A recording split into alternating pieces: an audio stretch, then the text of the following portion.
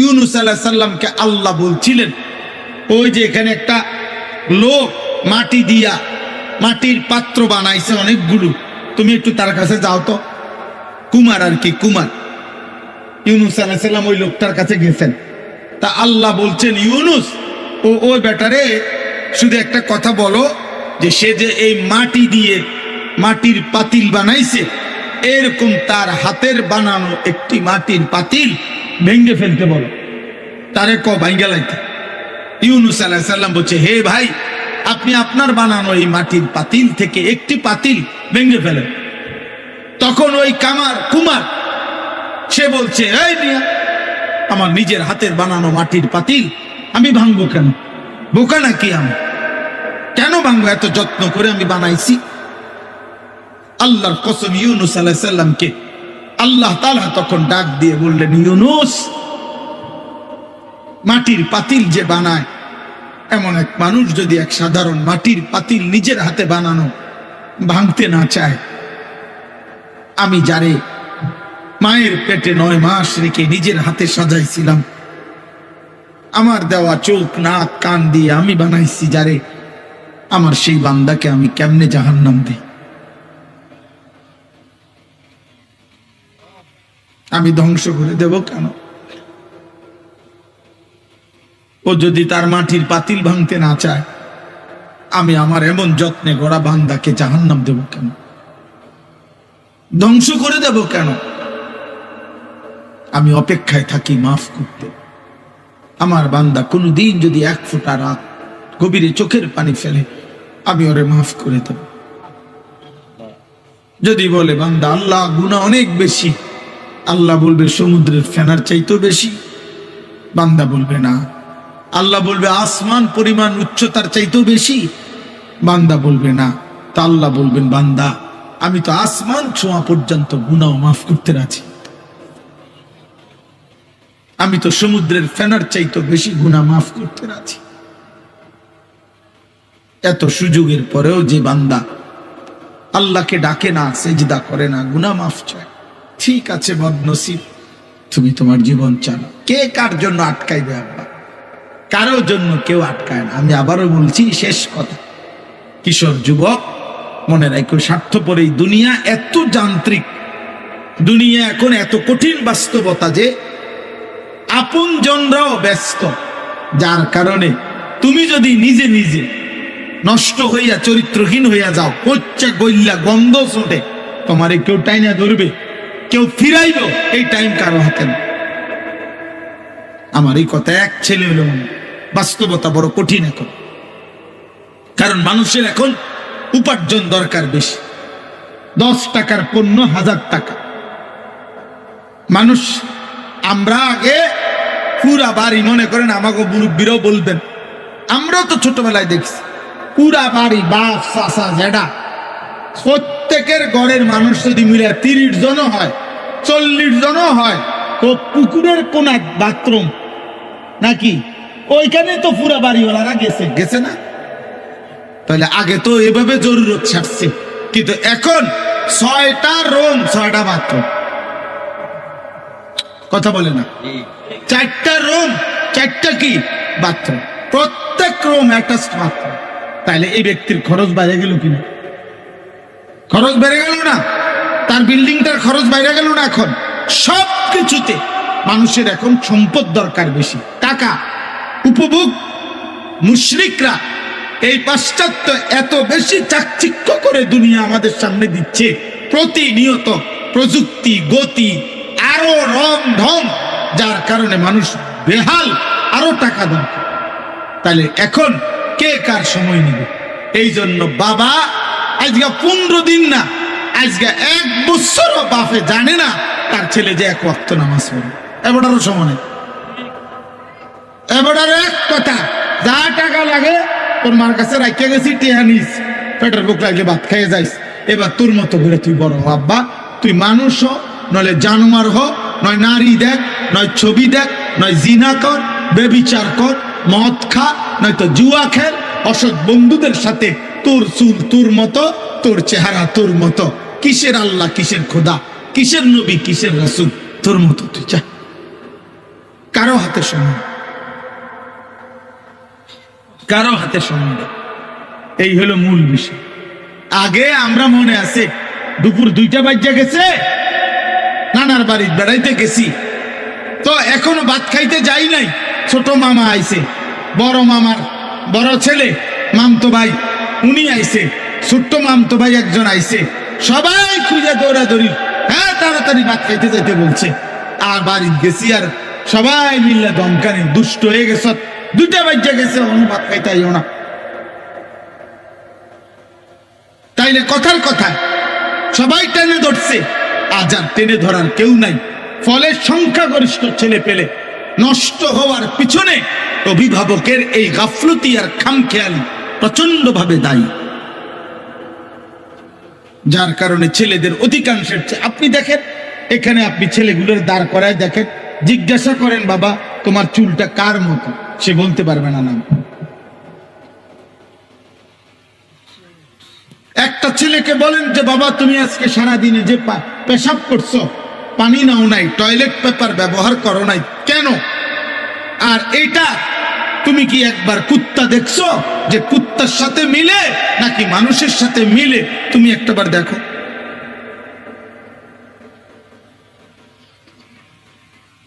তুমি কি কোনো জানোয়ার দেখো নাই কোনোদিন যে জানোয়ার পেশাব করার পরে কি করে? তুমি কি কোনো মুমিন দেখো নাই মুমিন পেশাব করার পরে কি করে? আল্লাহ আমাদেরকে বুঝ দান করে। এই রাত গভীরে আব্বা, নওজোয়ান বয়স্ক বাবা একবার হইল বিবেক দিয়া সারাদিন শেষে রাত্রে ঘুমাইবার আগে প্রত্যেকটা কিশোর যুবক বাবা, আমি আপনারা 1 মিনিটের জন্য 30 সেকেন্ডের জন্য হলো চোখ বন্ধ করে একবার ভাইবেন, আজ যা করছেন তা আমি মুসলমান হিসাবে ঠিক হলো? সারাদিনে 5 ওয়াক্ত নামাজের ওয়াক্ত চলে গেল, আমি একটা সেজদাও দিলাম না। আমার বয়স 40, আমার মালিকের কোরআন আমি একটা পৃষ্ঠা দেখে দেখেও পড়তে পারি না। সারা দিনে 24 ঘন্টার মধ্যে আমি কি 10টা মিনিট আমার আল্লাহর নামের জিকির করতে পারতাম না?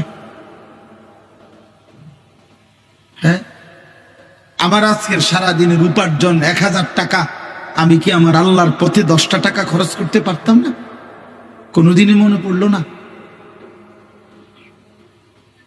এতটুকু হিসাব মিলাই, এটা আল্লাহ কোরআনে বলছে, ওয়াল তানজুর নাফসুম মা কদ্দামাত লিগাদ। বান্দা তুমি হিসাব কইরো আজকের দুনিয়া থেকে আগামীকালকের আখিরাতের জন্য কি পাঠাইছো। 2 নম্বরে আল্লাহর নবী বলছেন আল কাইয়িসু মান দানা নাফসাহু, বুদ্ধিমান সে যে নিজের হিসাব করে। নবীজি বলছেন হাসিবু ক্বাবলা আন তুহাসাবু, আল্লাহ তোমার হিসাব নেওয়ার আগেই নিজের হিসাব তুমি করো। আল্লাহ আমাদেরকে বুঝ দান, আল্লাহ আমাদেরকে বিবেক দান করে। তাহলে আল্লাহ তাআলা আমাদের কাছে তাকওয়া চায়, গুনাহমুক্ত জীবন চায়, আল্লাহর আনুগত্যপূর্ণ জীবন চায়। এটাই আল্লাহ এখানে বলছেন যে বান্দা, এই শেষ কথা, আল্লাহ তাআলা বলেন বান্দা আমি চেয়েছিলাম 12 মাস তুমি আমাকে ভয় করবা, আমি চেয়েছিলাম পুরাটা বছর তুমি গুনাহ ছেড়ে দিবা, আমি চেয়েছিলাম তুমি পুরাটা বছর আমি আল্লাহর আনুগত্য করব। আচ্ছা যাও, ঠিক আছে, 11 মাসে ঘাটতি হয়েছে, কমতি হয়েছে, ভুল হয়ে গেছে, আচ্ছা ঠিক আছে বান্দা যাও, আমি আল্লাহ আবারও তোমার একটা নতুন সুযোগ দিতে চাই। মাত্র 1টা মাস, 11 মাস পরে আমি আবার আনলাম এই 1টি মাস, আইয়ামাম মাদুদাত, গুনা গুনা কয়েকটা দিন, গুনা দিন মানে হইল 30 দিন অথবা 29 দিন। আল্লাহ যেন আশ্বাস দিয়া নিশ্চয়তা দিয়া বলতেছে বান্দা 31 দিন হবে না বললাম, 32 দিনও যাইতো না, হয় 30 নয়তো 29, এই 2টার মধ্যেই থাকবে। 29 বা 30 দিনের মাত্র গুনাহ হিসাব করা একটা মাস, মাহে রমজান, আমি আবারও 11 মাস পর পর তোমার সামনে আনলা তোমার কাছে আমি আল্লাহ পেশ করলাম। এই 1টি মাসে তুমি আমি আল্লাহর হুকুমটা পারো, গুনাহ ছাড়ো এবং আমার আনুগত্য ঠিকঠাক মতো করো। আমি আল্লাহ ওয়াদা দিলাম লাআল্লাকুম তাত্তাকুন, 30 দিনেই তোমার মুত্তাকি বানায় দেব। 30 দিনের মাথায় চাঁদ উঠাইয়া ঈদের দিন জান্নাতে পৌঁছে। তুমি কদর করো। একটা কথা মনে রাখবেন, তাফসীরের মধ্যে আছে আল্লাহ তাআলা মূলত বান্দাকে মাফ করতে চায়। আল্লাহ তাআলা মূলত বান্দাকে জান্নাত দিতে চায়। এই জন্য আল্লাহ তাআলা বাহানা তালাশ করে কোনো না কোনো ভাবে আমার বান্দারে মাফ করে দেওয়া যায় কিনা, কোনো না কোনো ভাবে জান্নাত দেওয়া যায়। একটা মানুষ বুঝে আমি উনারে কথার দ্বারা ফেসাইতে আছে, মনে করেন উনি আমারে বলেন, আমার ভিতরে যেন আমি ওনার কথাটা শুনতাম না, এই জন্য কথা ঘুরাইতেছে। কথার কথা এমন হয়, মানুষ বুঝে ভাই আমি বুঝছি আসল কথা হলে আপনি আমার দিতেন না, এর লাগে হুদায় ঘুরাইতেন আছে। বুঝেন নাই কথাটা? ইচ্ছা করে কি হে বুঝতে চাচ্ছেন। তো আল্লাহ তাআলার বিষয়টা এমন না যে আল্লাহ যেন চাচ্ছে যে না আমি তোরে মূলত জাহান্নাম দেব, না না, কসম আল্লাহ। আল্লাহ বলছে বান্দা আমি মূলত চাই জান্নাত দিতে, আমি মূলত চাই মাফ করে দিতে। হযরত ইউনূস আলাইহিস সালাম তাফসীরে আছে, ইউনূস নবী আল্লাহকে বলছিল আল্লাহ আমার জাতি বড় অবাধ্য, আমি আর বলতাম না, আপনি ধ্বংস করে দেন। এই তখন তাফসীর আছে ইউনূস আলাইহিস সালামকে আল্লাহ বলছিলেন ওই যে এখানে একটা লোক মাটি দিয়া মাটির পাত্র বানাইছে অনেকগুলো, তুমি একটু তার কাছে যাও তো। কুমার আর কি, কুমার। ইউনূস আলাইহিস সালাম ওই লোকটার কাছে গেছেন। তা আল্লাহ বলছেন ইউনূস ওই বেটারে শুধু একটা কথা বলো যে সে যে এই মাটি দিয়ে মাটির পাতিল বানাইছে, এরকম তার হাতের বানানো একটি মাটির পাতিল ভেঙে ফেলতে বলো, তারে ভাঙ্গে লাইতে। ইউনূস আলাইহিস সালাম বলছে হে ভাই, আপনি আপনার বানানো এই মাটির পাতিল থেকে একটি পাতিল ভেঙে ফেলেন। তখন ওই কুমার সে বলছে এই মিয়া, আমার নিজের হাতের বানানো মাটির পাতিল আমি ভাঙবো কেন? বোকা নাকি আমি? কেন ভাঙবো? এত যত্ন করে আমি বানাইছি। আল্লাহর কসম, ইউনূস আলাইহিস সালামকে আল্লাহ তাআলা তখন ডাক দিয়ে বললেন ইউনূস, মাটির পাতিল যে বানায়, এমন এক মানুষ যদি এক সাধারণ মাটির পাতিল নিজের হাতে বানানো ভাঙতে না চায়, আমি যারে মায়ের পেটে 9 মাস রেখে নিজের হাতে সাজাইছিলাম, আমার দেওয়া চোখ নাক কান দিয়ে আমি বানাইছি যারে, আমার সেই বান্দাকে আমি কেমনে জাহান্নাম দিই? আমি ধ্বংস করে দেব কেন?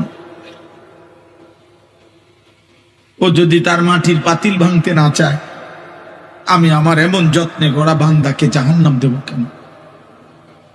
ধ্বংস করে দেব কেন? আমি অপেক্ষায় থাকি মাফ করতে। আমার বান্দা কোনদিন যদি 1 ফোঁটা রাত গভীরে চোখের পানি ফেলে, আমি ওরে মাফ করে দেব। যদি বলে বান্দা আল্লাহ গুনাহ অনেক বেশি, আল্লাহ বলবে সমুদ্রের ফেনার চাইতেও বেশি। বান্দা বলবে না। আল্লাহ বলবে আসমান পরিমাণ উচ্চতার চাইতেও বেশি। বান্দা বলবে না। তা আল্লাহ বলবেন বান্দা আমি তো আসমান ছোঁয়া পর্যন্ত গুনাহ মাফ করতে রাজি, আমি তো সমুদ্রের ফেনার চাইতেও বেশি গুনাহ মাফ করতে রাজি। এত সুযোগের পরেও যে বান্দা আল্লাহকে ডাকে না, সেজদা করে না, গুনাহ মাফ চায়, ঠিক আছে বদনসিব, তুমি তোমার জীবন চালাও। কে কার জন্য আটকাইবে আব্বা?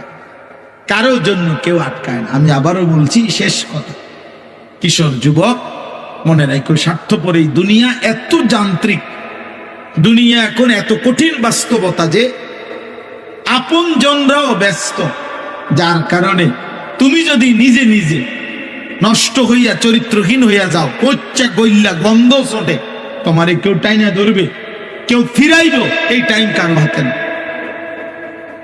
আমার এই কথা এক ছেলে হলো, বাস্তবতা বড় কঠিন এখন। কারণ মানুষের এখন উপার্জন দরকার বেশি। 10 টাকার পণ্য 1000 টাকা। মানুষ, আমরা আগে পুরা বাড়ি, মনে করেন আমাকে মুরব্বীরাও বলবেন, আমরা তো ছোটবেলায় দেখছি পুরা বাড়ি, বাপ চাচা জেঠা প্রত্যেকের ঘরের মানুষ যদি মিলে 30 জনও হয়, 40 জনও হয়, ও পুকুরের কোনা বাথরুম নাকি ওইখানে তো পুরা বাড়িওয়ালারা গেছে গেছে না? তাহলে আগে তো এভাবে জরুরত ছাড়ছে, কিন্তু এখন 6টা রুম 6টা বাথরুম। কথা বলে না? 4টা রুম 4টা কি বাথরুম, প্রত্যেক রুম অ্যাটাচড বাথরুম। তাহলে এই ব্যক্তির খরচ বাইরে গেল কিনা? খরচ বেড়ে গেল না?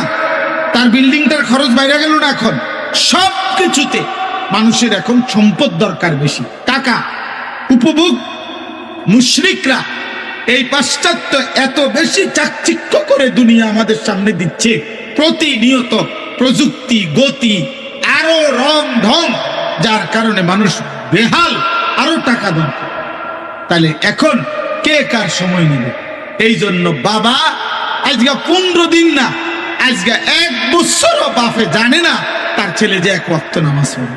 এবারও সময় নেই। এবার এক কথা, যা টাকা লাগে তোর মার কাছে রাখিয়া গেছি, টিয়া নিস, পেটের বুক লাগলে ভাত খেয়ে যাইস। এবার তোর মতো করে তুই বড় আব্বা, তুই মানুষ হ, নইলে জানোয়ার হ, নয় নারী দেখ, নয় ছবি দেখ, নয় জিনা কর, বেবিচার কর, মদ খা, নয়তো জুয়া খেল, অসৎ বন্ধুদের সাথে, তোর চুল তোর মতো, তোর চেহারা তোর মতো, কিসের আল্লাহ, কিসের খোদা, কিসের নবী, কিসের রাসূল, তোর মতো তুই যা। কারো হাতে সময়, কারো হাতে সময়। এই হলো মূল বিষয়। আগে আমরা মনে আছে দুপুর 2টা বাজে গেছে, নানার বাড়ি বেড়াইতে গেছি, তো এখনো ভাত খাইতে যাই নাই। ছোট মামা আইছে, বড় মামার বড় ছেলে মামতো ভাই উনি আইছে, ছোট্ট মামতো ভাই একজন আইছে, সবাই খুঁজে দৌড়াদৌড়ি, হ্যাঁ তাড়াতাড়ি ভাত খাইতে যেতে বলছে। আর বাড়ি গেছি, আর সবাই মিলে দমকানি, দুষ্ট হয়ে গেছ, 2টা বাজে গেছে, ভাত খাইতে আইও না। তাইলে কথার কথা সবাই টেনে ধরছে, আজ আর টেনে ধরার কেউ নাই। ফলে সংখ্যাগরিষ্ঠ ছেলে পেলে নষ্ট হওয়ার পিছনে অভিভাবকের এই গাফলতি আর খামখেয়ালি প্রচন্ড ভাবে দায়ী, যার কারণে ছেলেদের অধিকাংশের আপনি দেখেন, এখানে আপনি ছেলেগুলোর দাঁড় করায় দেখেন, জিজ্ঞাসা করেন বাবা তোমার চুলটা কার মতো, সে বলতে পারবে না নাম। একটা ছেলেকে বলেন যে বাবা তুমি আজকে সারাদিনে যে পেশাব করছো, পানি নাও নাই, টয়লেট পেপার ব্যবহার করো নাই কেন? আর এটা তুমি কি একবার কুত্তা দেখছো যে কুত্তার সাথে মিলে নাকি মানুষের সাথে মিলে? তুমি একটাবার দেখো।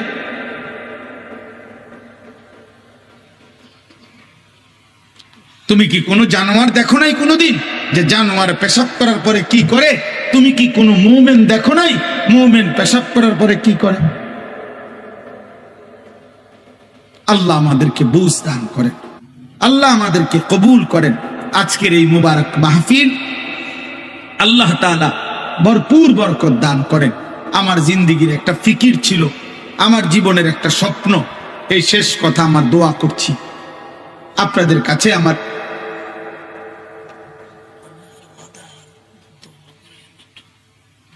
আমাদের প্রত্যেকেই, আমার একটা জিন্দেগির ইচ্ছা আকাঙ্ক্ষা, আমরা প্রত্যেকেই যেন আলহামদুলিল্লাহ এই কিশোর নওজোয়ান মুসলমানের সন্তান, এরা যেন আল্লাহমুখী হয়, আখিরাতমুখী হয়। আপনাদের রাত গভীরে অভিভাবকদেরকেও আমি বললাম, আপনারা যারা আসছেন কষ্ট করে, ছেলেরা যারা আয়োজন করেছেন, আল্লাহ আপনাদের সবাইকে ভালো রাখেন, কবুল করেন। বলেন আমিন, বলেন আমিন। কিশোর যুবক ভাই, তোমরা যারা 30 বছরের নিচে, তোমাদের কাছে আমার বিশেষ অনুরোধ, আল্লাহর ওয়াস্তে নামাজ পড়ো, ফজরের নামাজ পড়ো।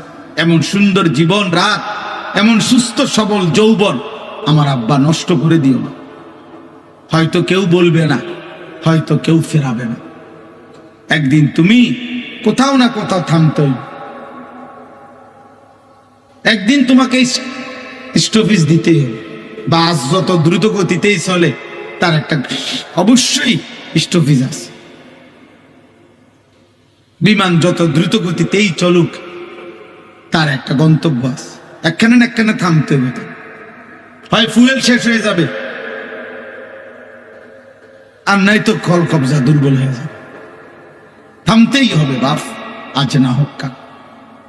সেই থামার পরে 40 বছর পরে, 60 বছর পরে, কিংবা কবরে যদি পিছন দিকে তাকায় দেখি নেকি বলতে কিছু নাই, গুনার কোনো শেষ নাই, কি হবে তখন? কি হবে তখন? কবর। এজন্য চলো নিয়ত করি আমরা ইনশাআল্লাহ নামাজ পড়ব। আল্লাহ সবাইকে তৌফিক দান করুন। আলহামদুলিল্লাহ রাব্বিল আলামিন।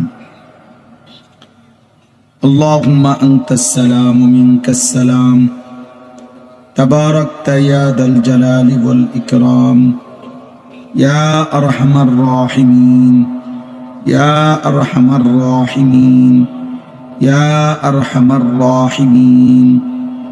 ربنا ظلمنا أنفسنا وإن لم تغفر لنا وترحمنا لنكونن من الخاسرين. ربنا آتنا في الدنيا حسنة وفي الآخرة حسنة وقنا عذاب النار. رب ارحمهما كما ربياني صغيرا. ربنا هب لنا من أزواجنا وذرياتنا قرة أعين وجعلنا للمتقين إماما. مولاي كريم رب كريم রাত অনেক গভীর মাওলা, অন্ধকার আর কুয়াশা, শীত ঠান্ডার মাঝে আল্লাহ আপনার শাহী দরবারে আপনার গোলাম হাত উঠাইলাম। চোখ বন্ধ করে পেছন দিকে তাকিয়ে দেখলাম পেছনের জিন্দেগি গুনায় গুনায় ভরা, পেছনের জিন্দেগি নাফরমানিতে ভরেই আছে মাওলা। কত রাত গেল, কত দিন গেল আপনাকে সেজদা দেই নাই। এই কপালে কতদিন হয় আপনাকে সেজদা দেই নাই। এই জবানে অনেক দিন হয়, অনেক ঘন্টা মিনিট গেছে আপনার নাম একবারও বলি নাই। জমিন আপনার, আসমান আপনার, সৃষ্টি আপনার, আল্লাহ সব আপনার, ভোগ করেও আপনাকে ডাকতে পারি নাই। ভুলেই গেলাম মাওলা আপনাকে। চোখ বন্ধ করে তাকিয়ে দেখি পিছনটা শুধুই অন্ধকার, অন্ধকার, অন্ধকার। আপনি মাফ করে দেন। রাত গভীরে মাওলা আপনি মাফ করে দেন, আপনি মাফ করে দেন, আপনি মাফ করে দেন, আপনি মাফ করে দেন, মাফ করে দেন, আপনি মাফ করে দেন, মাফ করে দেন, মাফ করে দেন, মাফ করে দেন। আপনি গফফার, আপনি গফুর, আপনি রহমান, আপনি রহিম, আপনি মাফ করে দেন।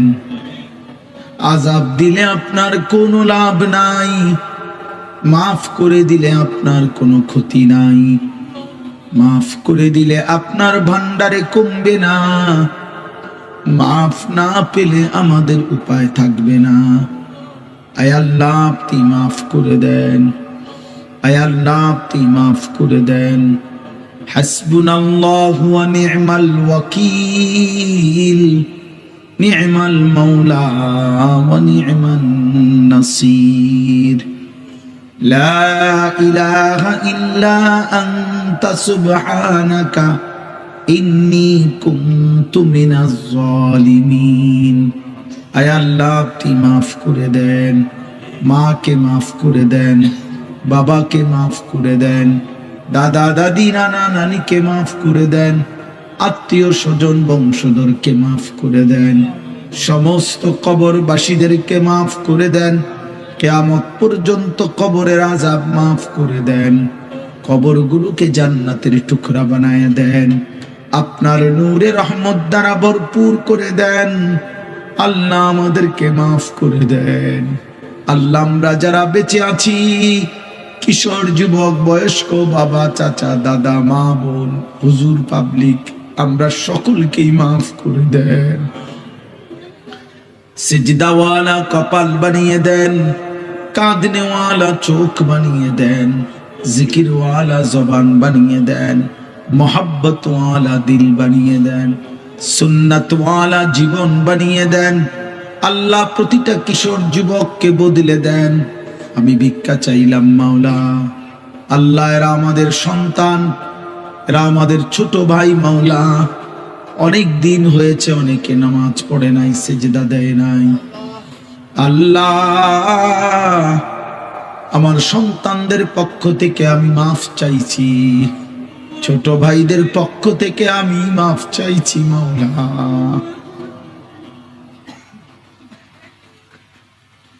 মাফ করে দেন, মাফ করে দেন। একটা ছেলেকেও বঞ্চিত কইরেন না, একটা ছেলেকেও না মাওলা, একটা ছেলেকে।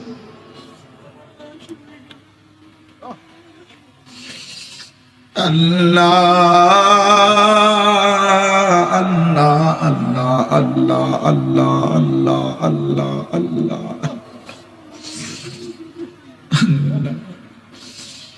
বাবা চাচা দাদাদেরকে আরো বেশি নেক আমলের তৌফিক দেন। মা বোনদেরকে পর্দা পশিদা দান করেন। মা ফাতেমা রাবেয়া বসরিয়ার মতো বানিয়ে দেন। উলামায়ে কেরামকে হায়াতে তয়্যিবা আফিয়া দান করেন। দূর দূরান্ত আশপাশ থেকে যে যেখান থেকে এসেছে আল্লাহ সবাইকে কবুল আর মনসুর করেন।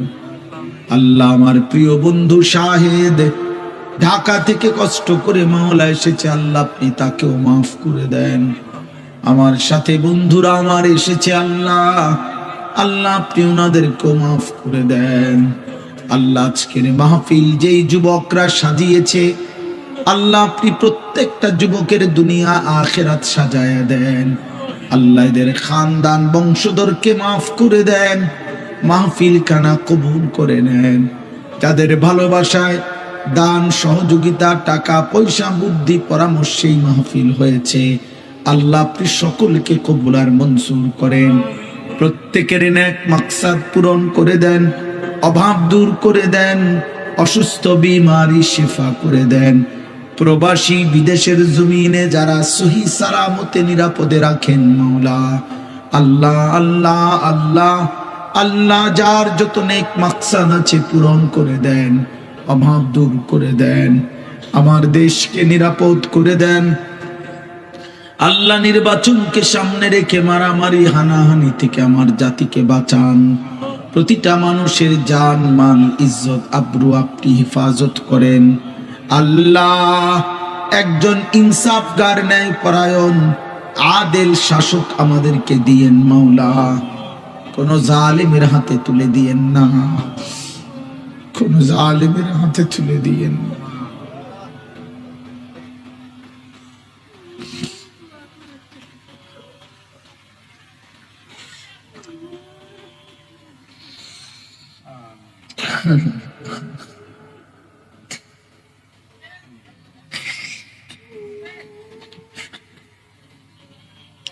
জালেমের হাতে তুলে দিয়েন না। ইজ্জত নিয়ে বাঁচতে চাই মাওলা, সিজদা দিয়ে আপনার গোলামি করে বাঁচতে চাই।